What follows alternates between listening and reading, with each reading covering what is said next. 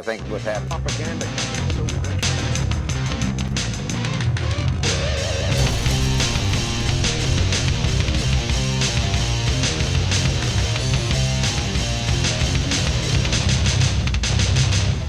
I was talking with Ann Coulter about her book at a little 4th of July get-together. She likes me because I'm like the next best thing to the Old Spice guy.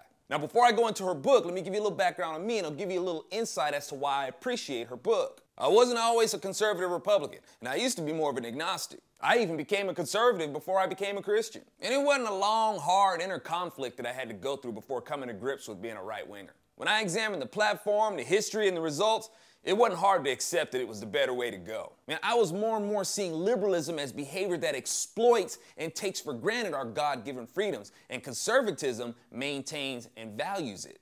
Liberalism is the way of the selfish and the self-righteous, and I can't roll with that. Democrats would get angry at me for being a Republican and start yapping off their talking points, accusing Republicans of being racist and warmongers and everything else in between. Now, before I would go into explaining that it was actually the Democrats who were guilty of the things they accused Republicans of, I would ask them, well, why are you a Democrat? And the answer was usually the same. Well, it's because Republicans do this, because Republicans do that.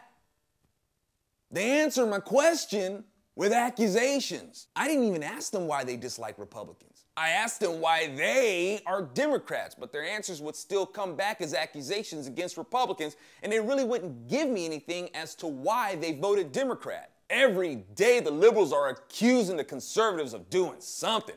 Every election season the Democrats are accusing the Republicans of doing something. Then one day, many years ago, I would discover something that would make me see liberal Democrats with total clarity. I found out what the name of Satan means, and his name doesn't mean the tempter or the deceiver or the dark one. His name means the accuser. If you want to destroy somebody, make an accusation against them. Screw up a friendship, a business, a marriage, a person's political career. Make an accusation against them. That's how Satan corrupted the relationship between Adam, Eve, and God. Satan went to Eve and made an accusation against God, which caused Eve to be envious of God and to not trust God. That is why it's one of God's top 10 commandments to not bear false witness against your neighbor. God doesn't like lying, but lying itself ain't a top 10 no-no. Not only that, the commandment doesn't say to not lie to your neighbor. Not only that, the commandment doesn't say to not lie on your neighbor. It says to not lie or bear false witness against your neighbor. Well, Zoe, what's the difference?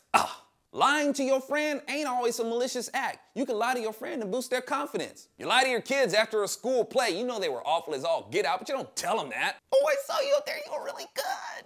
Lying on your friend could be writing a letter of recommendation, making that person look better on paper than they actually are. And yes, I admit that I may have been one of those people who look better on a letter of recommendation than I actually am in person. But again, this is not an exercise in maliciousness. However, lying against your neighbor is an act of destruction against your neighbor, and God has serious issues with that. In other words, don't accuse people of stuff they didn't do, fool. I go in depth on the effects that Satan the Accuser has in a book I put out a few years ago called Paper, Ink, and What I Think, and I'm pretty sure I'll be expanding on it. So when I learned that Ann's book would be called Demonic, I was intrigued to see how she would relate the title to liberals. And she did, and it was easy. And if you're a conservative, it's very easy to see, especially if you're a Christian conservative, because you're not above seeing the spiritual component of it.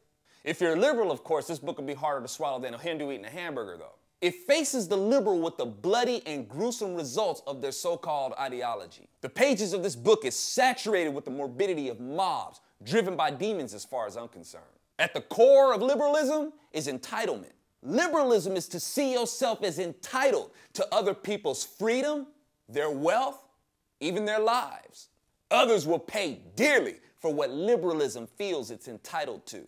As you read Ann's book, you're going to see some example of some nasty mobs. And there is nothing conservative about a mob, by the way. As much as liberals try to accuse the Tea Party of being one, it's just more accusations and projections. When you see a bunch of people with nasty signs with profane messages written on them to people working themselves into a frenzy, you can be pretty sure they're leftists. When you read Ann's book, she accounts the horrors of mobs, things you would expect demons to do to people. Throughout history, we've known the suffering that people have inflicted on other people. People who would make others suffer as long as they could. Extreme hatred. And when I look at such hatred, man, for me, it ain't that hard to see that there is hatred beyond hatred. Hatred that could drag you into an eternity of suffering.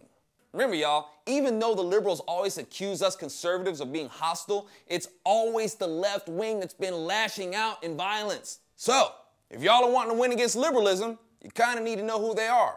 Ann Coulter's new book, Demonic, can help you with that. You can stop looking at the back cover. Dang.